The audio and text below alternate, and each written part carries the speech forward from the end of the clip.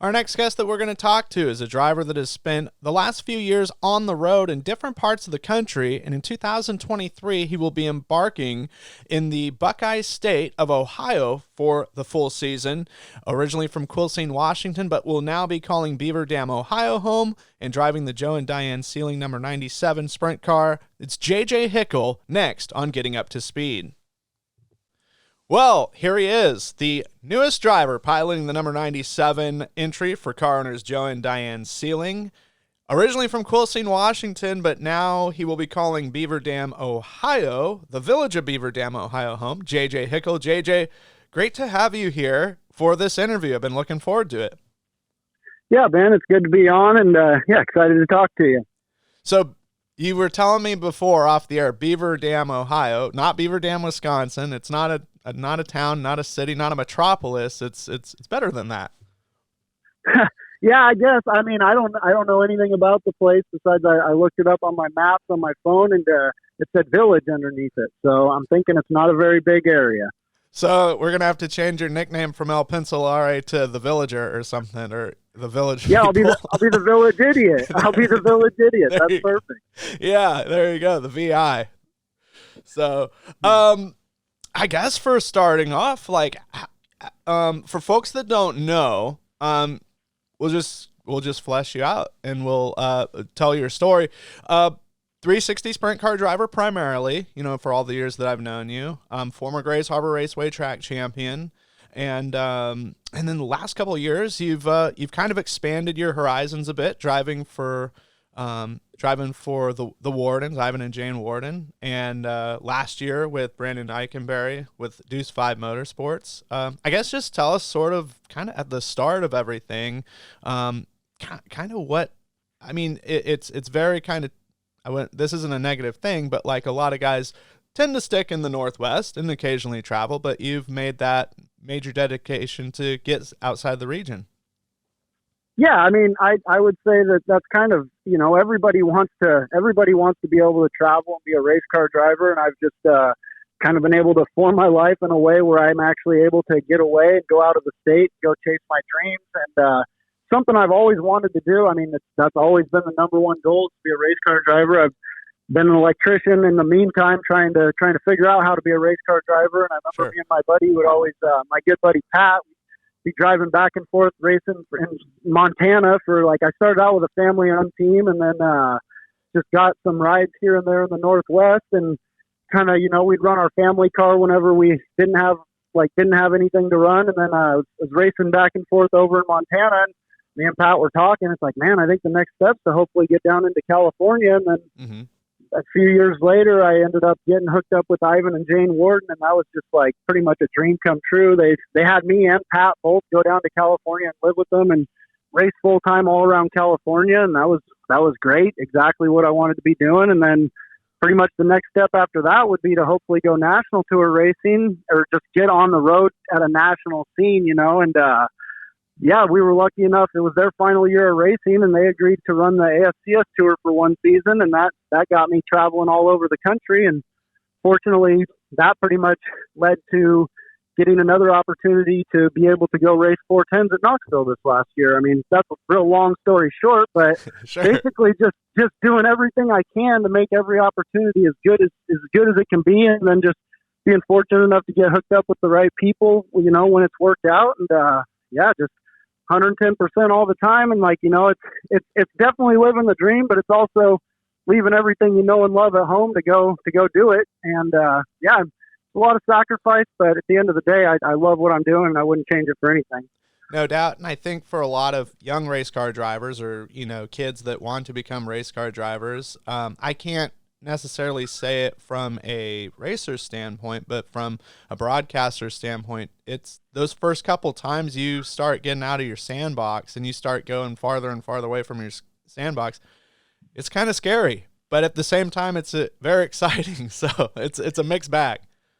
Yeah, well, I mean, it's tough to leave. Everybody's comfortable at home. It's that's why the World of Outlaws are so elite. They race on the road all the time. Those guys they're the best, and it's just. Yeah, it's definitely tough to leave, and it's scary to leave home, and you don't have your support system. You don't really have much around you. You're driving for a team that, you know, they've hired you to put up results. You've got expectations, you know, but it's at the end of the day, like, you're looking at all this and it's like, man, that's all you ever wanted was to have these expectations. So yeah, I mean, the biggest thing is I'd say just all you can do is your best all the time. And if you're willing to do that and willing to put in the work, I feel like, you know, good things will happen. Well, yeah, no doubt. And as you have went through California, the ASCS National Tour, which you guys found some success rather early right out of the gate with that deal, and then, you know, Knoxville and now Ohio. I mean, you're just painting the map with the broad brush of strokes. I mean, there's only a couple of areas in the country, primarily central Pennsylvania, that's left kind of untouched right now. For you, that is. Yeah, I mean, yeah, that's, you know, I love driving these race cars. I want to be able to do it as much as I possibly can. I thought that, you know, going to Knoxville last year was a great step to trying to be a race car, a sprint car driver for a living. You need to be racing 410 sprint cars basically. And, you know, that was a really good step for me to be able to run full time out there. And I just, you know, the further east you can get, it seems like the better off you are. You know, central Pennsylvania is obviously very elite out there. That's the toughest local competition in the world. And, you know, Ohio's really, really strong. They're not far from Pennsylvania. It's a really good location to be able to still travel and race. You know, it's, I just think it's a great location. And, I just saw a photo of Ohio and there's just so many dirt tracks and there's so many high level drivers racing there on a local basis that you got no choice but to go there and get better. No doubt. And a lot of racetracks that support, you know, you have a state where there's multiple series, where here up in, you know, the Pacific Northwest, you know, that culture isn't like that. Not to say that it's a terrible culture or anything, because it's produced great race car drivers and it still has great race car drivers around here. It's just different, I guess, is the best way to summarize it.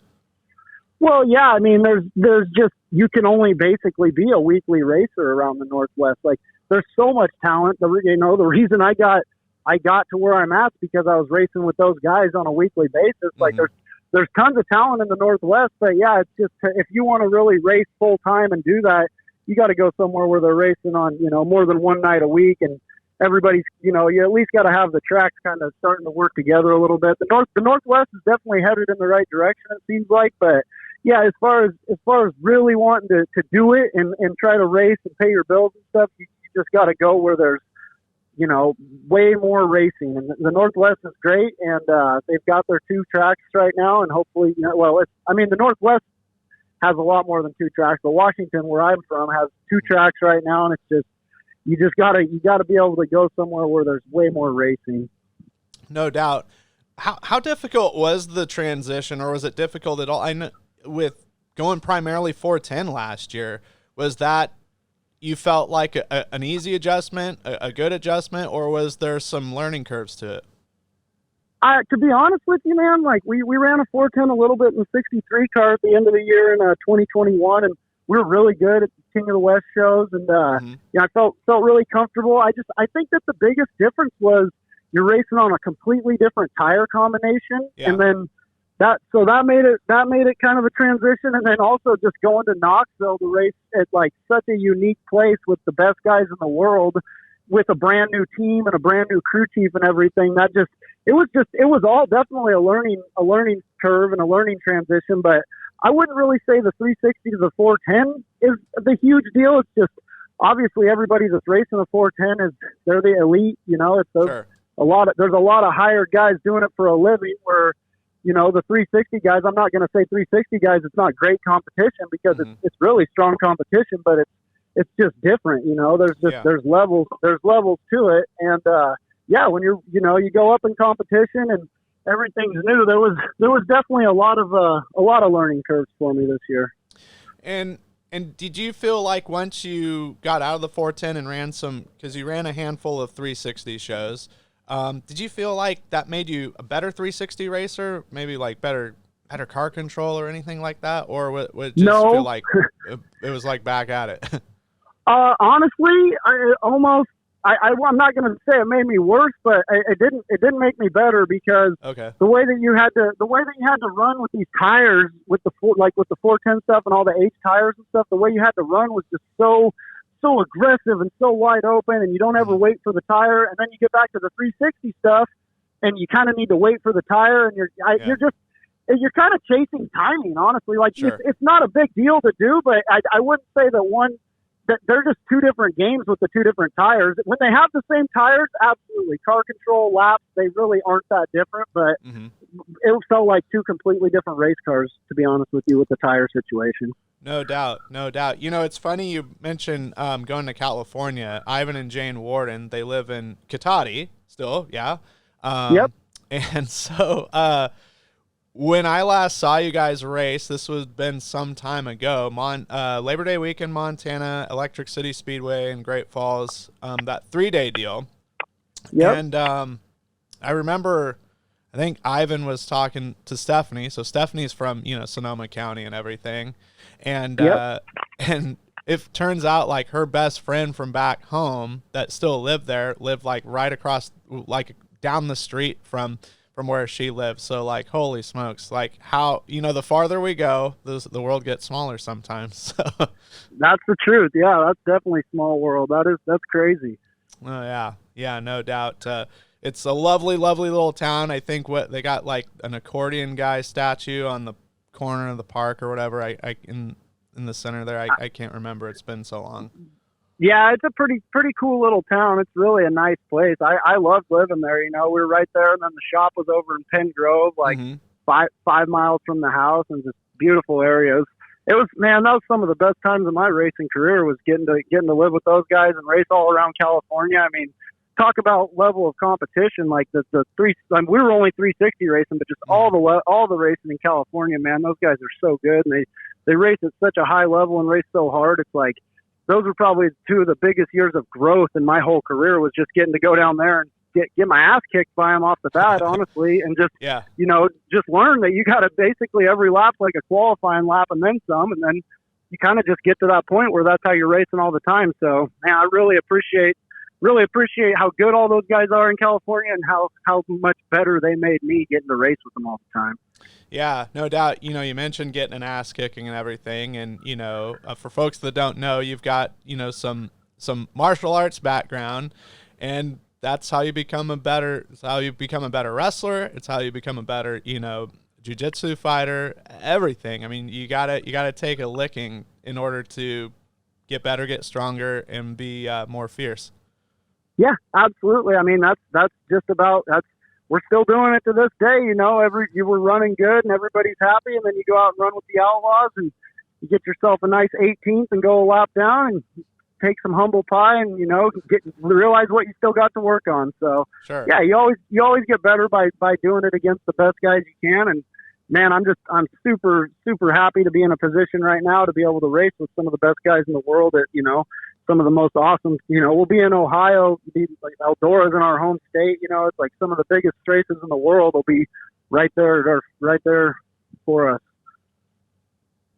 Yeah. And so talking about last year, as mentioned, you only made a handful of 360 starts, 4 starts, 3 top 10s, a top 5 with the Sprint Invaders at Bloomfield Speedway, but then 360 or 410 wise, pardon me, you had 32 starts, 13 top 10s. Let's see here. Two top 5s, 2 podiums, and a win with the Midwest Open Wheel Association at Spoon River Speedway in Illinois. How would you rate 2022, despite it being such a learning curve year, racing at some places that you'd really never been before? Yeah, I mean, I don't know that it, for a rating exactly, but it was definitely, I'm very grateful to have learned everything I have, and to, we got to race at some pretty cool places against a lot of really good competition. And, I think it was, it was one of those years that gets you on to better years, but I still wouldn't consider it a failure. I thought that with Brandon's team being a new team, and we went out there and we did our best to put our best foot forward every night, and kind of, we struggled compared to what we wanted, but I still would say that we were respectable and always improving. That's the biggest thing. We never plateaued, always improving. And that's the whole thing. I feel like, right now the improvement hasn't slowed down at all. And I'm just really excited to to get on to the next year, but very grateful for everything I learned last year as well.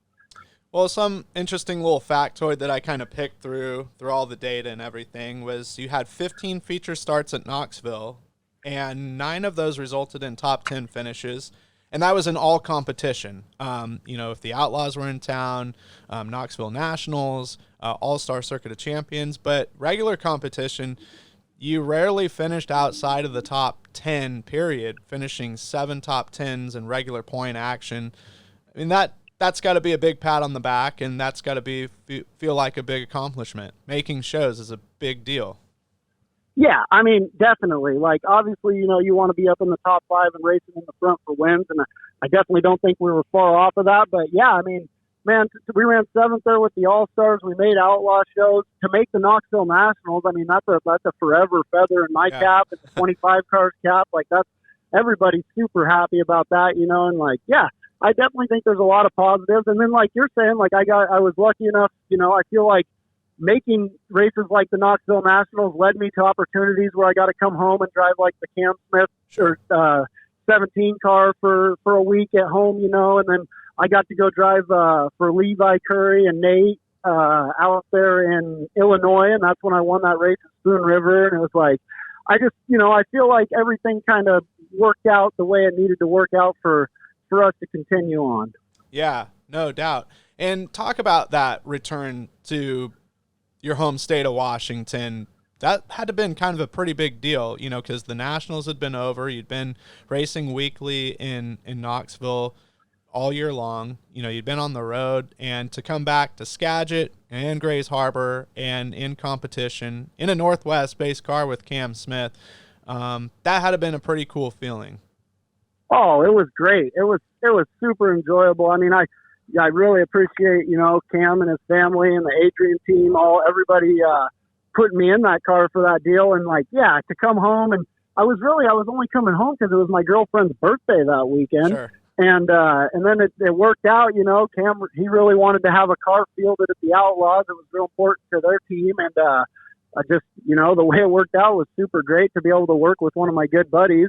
Unfortunately, I crashed his brand new car on the second night out, but it wasn't too bad, so it's all good. I've hung out with Cam a lot while I've been back here in Washington, and like, yeah, it was just a really cool thing to go work with like one of your good friends like that, and to get a race in front of all your people at home, to have my dad and my family and stuff there was really cool. Yeah, and I think you even pulled off a 12th place finish at Grays Harbor Raceway. That no doubt felt, I'm sure, amazing and a big accomplishment. Absolutely. That's the best Outlaw finish of my career to date, and it was only our 4th night working together. I thought that we really were gelling pretty well. And yeah, man, all I think about when I think about that 12th place run is about how I was in like 8th or 9th whenever the yellow came out and I lost 3 or 4 spots on a restart, on a double file restart. We had such a good run, and I just think back and I'm like, gosh, we should have been top 10. But we'll get there. And exactly. No, it was really fun to come home to my home track and run decent like that. So we've talked a lot about 2022 and beyond in the past, but for 2023, we know that you're going to be driving for the ceilings in the 97 car. Have you guys specifically laid out what you guys want to accomplish as far as a specific series you want to follow or a specific track, or are you guys just kind of going to bounce around a bit and just kind of get some legs under you and comfortable at certain facilities? Yeah, we've talked about it a bit, and like our plans have changed a little bit here and there, but there's nothing set in stone as far as the schedule goes yet. Whenever I get out there, I'm still in Washington right now. I'll get out there the end of February and beginning of March, and we'll probably sit down and kind of make a schedule. But from what I understand, the number one goal is just to win races, run up front, and race as much as we can. Obviously, they're close. They're right there by the Fremont, Attica, all those tracks. So we want to be strong at all those places. That's kind of their bread and butter. Andy Potter, the crew chief, he's pretty much known to be really good at those places. So I'm hoping it's just plug and play, and I go do my job, and we'll be there. But yeah, I don't think that there's really a limit. I think it's on where we can go. I just think it's just going to be kind of see where we're running and see how the weather looks on any given week. But hopefully we'll have some sort of a little bit of a schedule to follow. And I would imagine we'll hit some high limit shows and quite a few all-star shows and just sort of play it by ear, I think. Well, and you know what's really cool? You mentioned Attica and Fremont. You know, that in Ohio in general is the last few years there's been, I wouldn't call it an invasion of any sort, but there's been some success of West Coast transplants doing well. I mean, Cole Macedo last year was the man in that area. Yeah, absolutely. Buddy Kofoid went and ran for the Linders, and then Cole Macedo was really, really strong last year. I know he won over 10 races out there. And yeah, I mean, we're hoping to have a similar type of success. You know, I mean, obviously you don't go out anywhere to not do well, but Sure. definitely really excited to get racing out there and just, you know, kind of get acclimated. I haven't really raced much in Ohio, but I've always really enjoyed dry slick racing and, you know, that footwork that it takes and stuff. So just excited to get going, really. Yeah, and that was going to kind of be my next question. Was there any specific racetrack that you're really looking forward to, or is it just kind of all of it, just taking all of it in? Well, I've always watched at Attica on Dirt Vision and whatever, and I've thought that looks like a driver's track. Like there's 3 lines, it's real momentum style racing. As long as it's not so dusty you can't see, it looks like a blast. But like you said, honestly, man, I'm just excited to take in sprint car racing. Like I love being around the fans, the atmosphere. Like out there, the people, they really love it. I got to run a show in Wayne County last year, and the fans were great. And yeah, the people, they seem to really love sprint car racing out there. Where is in Washington, you know, you kind of go to the store, and unless you're near the sprint car races, nobody even knows what the heck you're talking about. Sure. So you know, it seems to be kind of a more of a way of life out there. Like, I mean, Knoxville was awesome. Living out in that area was great. You know, everybody loved the races and watched the races. And I'm kind of hoping for like a similar vibe in Ohio. Of just, I love sprint car racing, and I want to just be as immersed in it as I possibly can be.